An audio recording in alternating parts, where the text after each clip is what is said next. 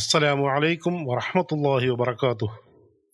الحمد لله رب العالمين، الصلاة والسلام على أشرف المرسلين وعلى آله وصحبه أجمعين. أما بعد. പ്രിയ സഹോദരങ്ങളെ, സൂറത്തുൽ അൻഫാൽ 9 മുതലുള്ള വചനങ്ങളിലേക്ക്. ഹിജ്റ 2-ാം കൊല്ലം റമദാൻ 16-ന് നബിസല്ലല്ലാഹു അലൈഹി വസല്ലമയുടെ നേതൃത്വത്തിൽ ബദറിൽ എത്തിച്ചേർന്ന 313 അംഗ സംഘം സുരക്ഷിത സ്ഥാനത്ത് താവളമുറപ്പിച്ചു. സഅദ് ബിൻ മുആദ് റളിയല്ലാഹു അൻഹുവിന്റെ നിർദ്ദേശപ്രകാരം നബിസല്ലല്ലാഹു അലൈഹി വസല്ലമയ്ക്ക് വേണ്ടി ഒരു അരീഷ് കൂടാരം അവർ നിർമ്മിച്ചു. ആ കൂടാരം സ്ഥിതി ചെയ്ത സ്ഥാനത്ത് ഇന്ന് മസ്ജിദുൽ അരീഷ് എന്ന പേരിൽ ഒരു പള്ളിയാണ്. ആ മസ്ജിദിന്റെ നിർമ്മാണ പ്രവൃത്തികൾ ഈ അടുത്ത കാലത്താണ് പൂർത്തിയായത്. മുസ്ലിം സൈന്യം വല്ലാത്ത മാനസിക സംഘർഷങ്ങളിലായിരുന്നു. സുദീർഘമായ യാത്രയുടെ ക്ഷീണം, അടുത്ത ദിവസം പ്രഭാതത്തിൽ തങ്ങൾ ഏറ്റുമുട്ടാൻ പോകുന്നത് തങ്ങളെക്കാൾ 3 ഇരട്ടിയിലേറെ വരുന്ന സർവായുധ സജ്ജരായ സൈന്യത്തോടാണെന്ന ചിന്ത. മതിയായ ആയുധമോ സംവിധാനങ്ങളോ കൈവശമില്ല. ഈ പ്രത്യേക സാഹചര്യത്തിൽ അള്ളാഹുവിൽ നിന്നുള്ള അനുഗ്രഹമായി ഒരു ഉറക്കം അവർക്ക് നൽകുകയാണ്. യുദ്ധത്തിന്റെ തലേ ദിവസം രാത്രി അവരെല്ലാം നന്നായി ഉറങ്ങി. മാനസിക സംഘർഷങ്ങളും പ്രയാസങ്ങളുമെല്ലാം നീങ്ങാൻ അത് കാരണമായി. അള്ളാഹുവിന്റെ പ്രത്യേക അനുഗ്രഹമായി ലഭിച്ച മഴ, മതിയായ അളവിലുള്ള മഴ ലഭിക്കുക വഴി അവരുടെ കാലുകൾ മരുഭൂമിയിൽ ഉറപ്പിച്ചു നിർത്തുവാനും ശുദ്ധിയാകുവാനും ജലം ശേഖരിച്ചു വെക്കുവാനും സാധിച്ചു. എന്നാൽ ഈ സമയമെല്ലാം റസൂലുള്ളാഹി സ്വല്ലല്ലാഹു അലൈഹി വസല്ലം നമസ്കാരത്തിലും പ്രാർത്ഥനയിലുമാണ്.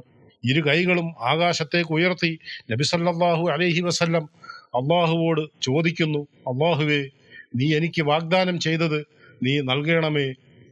നാളത്തെ ദിവസം ഈ കൊച്ചു സംഘമെങ്ങാനും പരാജയപ്പെട്ടാൽ ഈ ഭൂമിയിൽ നിന്നെ ആരാധിക്കുന്നവരായി ആരുമുണ്ടാകില്ല. കരഞ്ഞു കലങ്ങിയ കണ്ണുകളുമായി നബി സല്ലല്ലാഹു അലൈഹി വസല്ലം അള്ളാഹുവോട് സഹായത്തിനായി തേടിക്കൊണ്ടേയിരുന്നു. നബി സല്ലല്ലാഹു അലൈഹി വസല്ലമയുടെ പ്രാർത്ഥനയ്ക്ക് ഉത്തരമായി അള്ളാഹുവിന്റെ സഹായം വരികയായി. ബദറിന് സമീപമുള്ള ചുവന്ന ചരൽ കുന്നിന് മുകളിലായി ജിബ്രീൽ അലൈഹിസ്സലാമയുടെ നേതൃത്വത്തിൽ ആയിരക്കണക്കായ മലക്കുകൾ ഇറങ്ങുകയായിരുന്നു. നബി സല്ലല്ലാഹു അലൈഹി വസല്ലം പ്രാർത്ഥനയും നമസ്കാരവും തുടർന്നുകൊണ്ടേയിരുന്നു. പ്രഭാതമായപ്പോൾ നബി സല്ലല്ലാഹു അലൈഹി വസല്ലം സഹാബാക്കളെ മുഴുവൻ വിളിച്ചുണർത്തി ഫജർ നമസ്കാരം ജമാഅത്തായി നിർവഹിച്ചു. രാത്രിയിൽ തന്നെ ബദറിൽ എത്തിച്ചേർന്ന ഖുറൈശി സൈന്യം പാട്ടും നൃത്തവും ആഘോഷങ്ങളുമായി താവളം ഉറപ്പിച്ചിട്ടുണ്ട്. സൂറത്തുൽ അൻഫാൽ 9 മുതലുള്ള വചനങ്ങൾ കേൾക്കുക. അഊദു ബില്ലാഹി മിനശ് ശൈത്വാനിർ റജീം. ബിസ്മില്ലാഹിർ റഹ്മാനിർ റഹീം.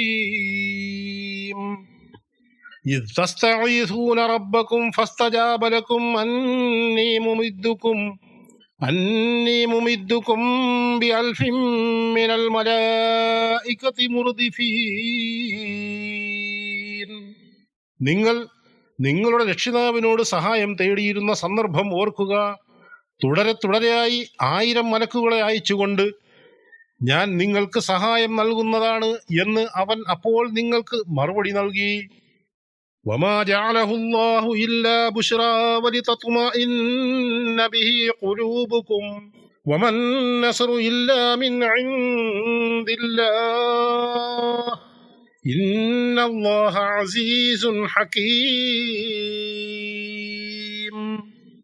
ഒരു സന്തോഷവാർത്ത ആയിക്കൊണ്ടും നിങ്ങളുടെ ഹൃദയങ്ങൾക്ക് സമാധാനം നൽകുന്നതിന് വേണ്ടിയും മാത്രമാണ് അള്ളാഹു അത് ഏർപ്പെടുത്തിയത്.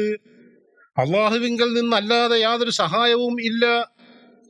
തീർച്ചയായും അള്ളാഹു പ്രതാപിയും യുക്തിമാനുമാകുന്നു. إذ يغشيكم النعاس أمنة منه وينزل عليكم من السماء ماء ليطهركم به ويذهب عنكم رجز الشيطان وليربط على قلوبكم ويثبت به الأقدام.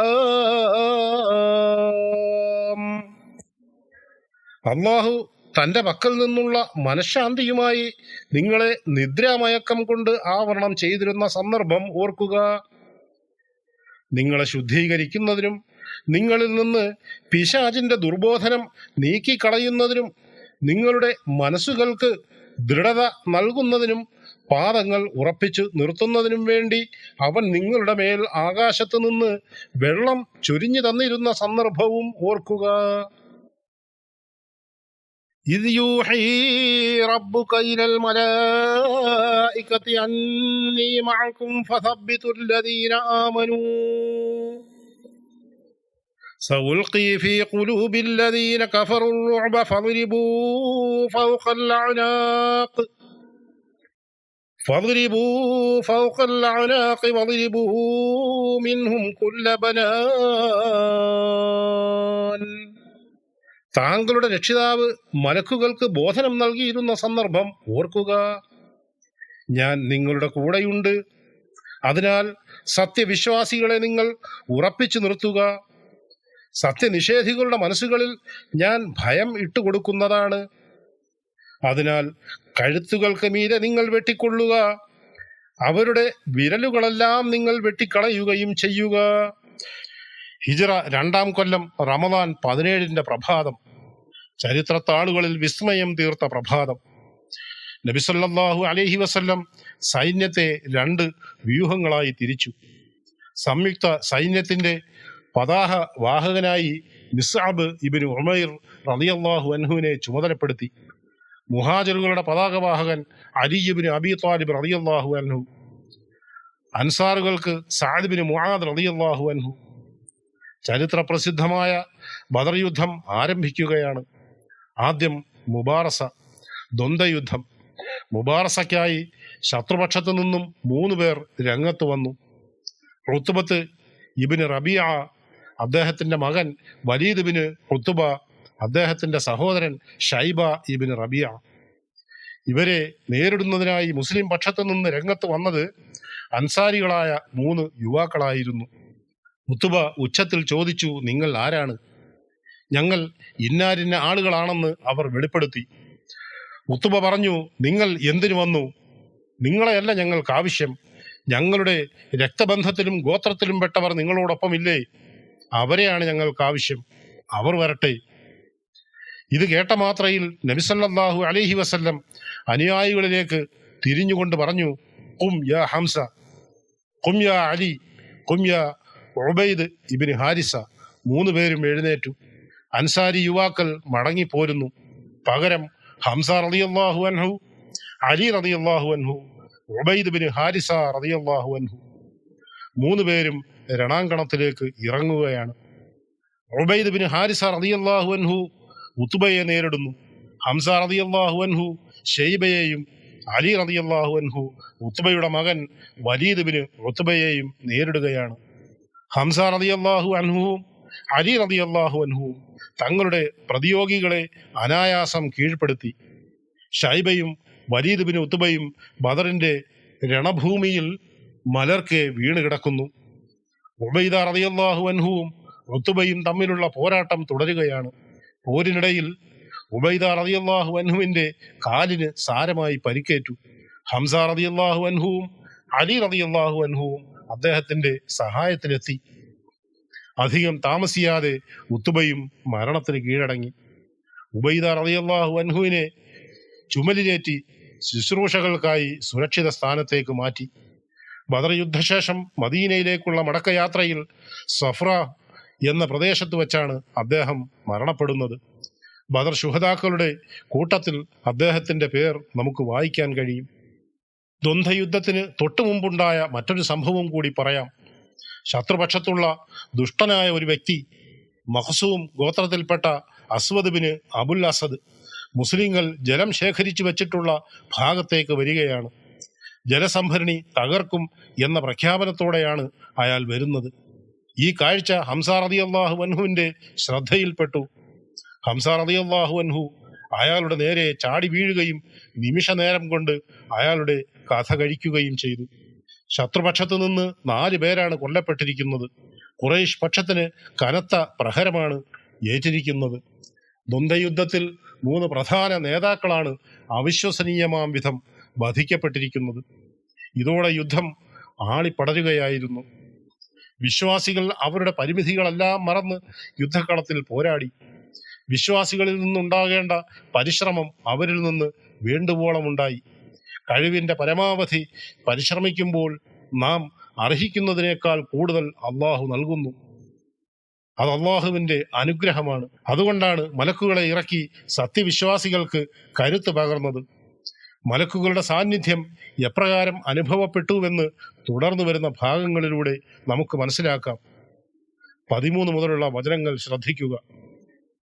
ذلك بأنهم شاقوا الله ورسوله ومن يشاقق الله ورسوله فإن الله شديد العقاب. അവർ അള്ളാഹുവോടും അള്ളാഹുവിൻ്റെ ദൂതനോടും എതിർത്തു നിന്നതിൻ്റെ ഫലമത്രയത്. വല്ലവനും അള്ളാഹുവേയും അള്ളാഹുവിൻ്റെ ദൂതനെയും എതിർക്കുന്ന പക്ഷം തീർച്ചയായും അള്ളാഹു കഠിനമായി ശിക്ഷിക്കുന്നവനാണ്. ذَلِكُمْ فَذُوقُوهُ وَأَنَّ لِلْكَافِرِينَ عَذَابَ النَّارِ. അത് നിങ്ങൾ ആസ്വദിച്ചു കൊള്ളുക. സത്യനിഷേധികൾക്ക് തന്നെയാണ് നരകശിക്ഷ എന്ന് മനസ്സിലാക്കുകയും ചെയ്യുക. يا أيها الذين آمنوا إذا لقيتم الذين كفروا زحفا فلا تولوهم الأدبار. സത്യവിശ്വാസികളെ, സത്യനിഷേധികൾ പടയണിയായി വരുന്നത് നിങ്ങൾ കണ്ടാൽ നിങ്ങൾ അവരിൽ നിന്ന് പിന്തിരിഞ്ഞ് ഓടരുത്. ومن يولهم يومئذ دبره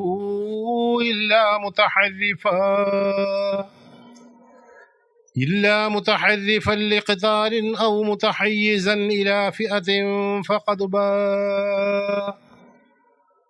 فقد باء بغضب من الله ومأواه جهنم وبئس المصير.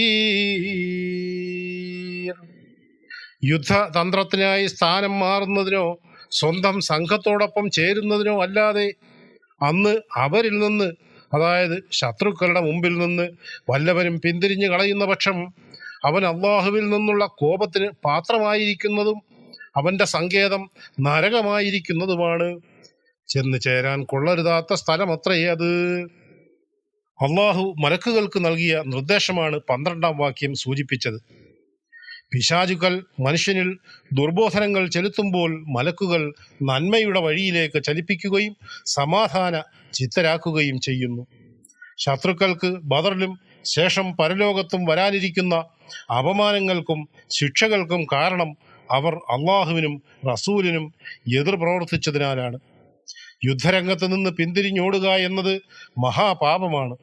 അത്തരക്കാർക്ക് കടുത്ത ശിക്ഷയാണ് അള്ളാഹു മുന്നറിയിപ്പ് നൽകുന്നത്. യുദ്ധ തന്ത്രത്തിന്റെ ഭാഗമായുള്ള പിന്മാറ്റങ്ങളും മറ്റും അനുവദനീയമാണ്.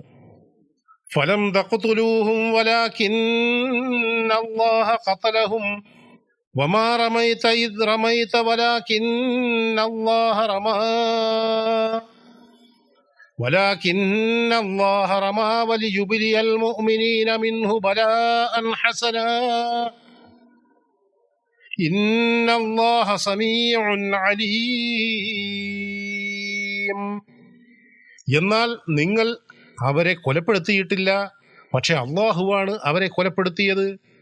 നബിയെ, താങ്കൾ എറിഞ്ഞ സമയത്ത് താങ്കൾ എറിഞ്ഞിട്ടുമില്ല, പക്ഷെ അള്ളാഹുവാണ് എറിഞ്ഞത്.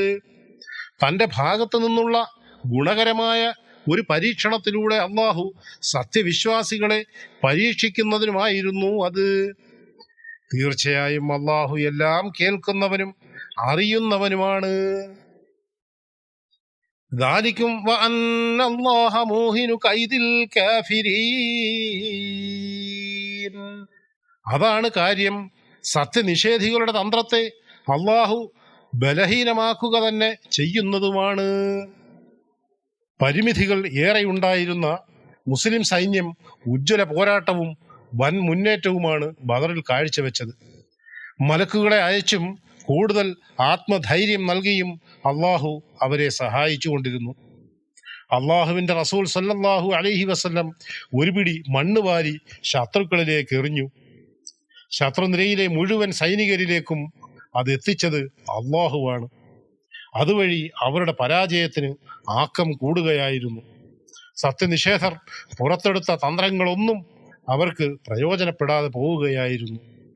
إن تستفتحوا فقد جاءكم الفتح وإن تنتهوا فهو خير لكم وإن تعودوا نعد ولن تغني عنكم فئتكم شيئا ولو كثرت وأن الله مع المؤمنين. സത്യനിഷേധികളെ, നിങ്ങൾ വിജയമായിരുന്നു തേടിയിരുന്നതെങ്കിൽ ആ വിജയമിതാ നിങ്ങൾക്ക് വന്നു കഴിഞ്ഞിരിക്കുന്നു. നിങ്ങൾ വിരമിക്കുകയാണെങ്കിൽ അതാണ് നിങ്ങൾക്ക് ഉത്തമം. നിങ്ങൾ ആവർത്തിക്കുകയാണെങ്കിലോ നാമും ആവർത്തിക്കുന്നതാണ്. നിങ്ങളുടെ സംഘം എത്ര എണ്ണ കൂടുതലുള്ളതാണെങ്കിലും അത് നിങ്ങൾക്ക് ഉപകരിക്കുകയേയില്ല. അല്ലാഹു സത്യവിശ്വാസികളുടെ കൂടെ തന്നെയാണ്. യാ അയ്യുഹല്ലദീന ആമനൂ അത്തിഉല്ലാഹ വറസൂലഹു വലാ തവല്ലൂ അൻഹു വഅൻതും തസ്മഊൻ. സത്യവിശ്വാസികളെ, നിങ്ങൾ അല്ലാഹുവേയും അവന്റെ റസൂലിനെയും അനുസരിക്കുക. സത്യസന്ദേശം കേട്ടുകൊണ്ടിരിക്കെ നിങ്ങൾ അദ്ദേഹത്തെ വിട്ട് തിരിഞ്ഞു കളയരുത്. വലാ തകൂനൂ കല്ലദീന ഖാലൂ സമിഅനാ വഹും ലാ യസ്മഊൻ. ഞങ്ങൾ കേട്ടിരിക്കുന്നു എന്ന് പറയുകയും യാതൊന്നും കേൾക്കാതിരിക്കുകയും ചെയ്തവരെ പോലെ നിങ്ങളാകരുത്.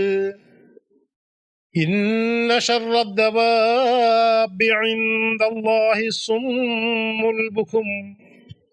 സുമ്മുൽ ബുഖുമുല്ലദീന ലാ യഅഖിലൂൻ.